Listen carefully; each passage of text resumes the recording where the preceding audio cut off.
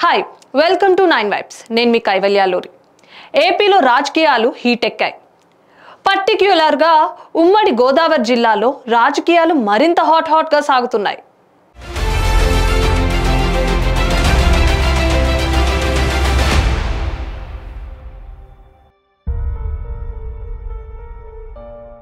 ఇవాళ మనం డిస్కస్ చేయబోయే అసెంబ్లీ సెగ్మెంట్ పేరు పి గన్నవరం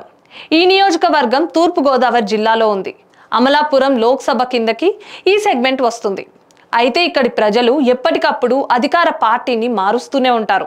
ముఖ్యంగా పి గన్నవరం ప్రజలు చాలా తెలివైన వాళ్ళు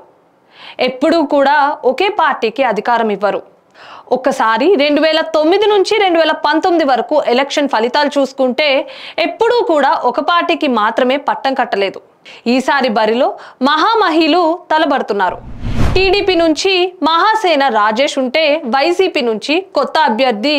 విపర్త్ వేణుగోపాల్ బరిలోకి దిగుతున్నారు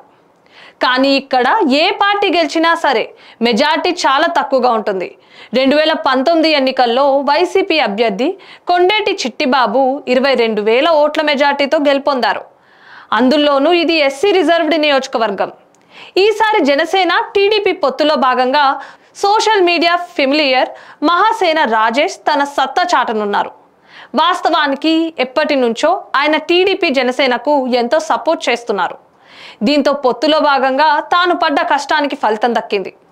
సో వైసీపీ అభ్యర్థి విపత్తి వేణుగోపాల్ నియోజకవర్గ ప్రజలకు చాలా కొత్త అయితే ఇలాంటి సందర్భంలో ఎవరు గెలుస్తారా అన్నది మాత్రం ఇప్పుడు చాలా హాట్ టాపిక్గా మారింది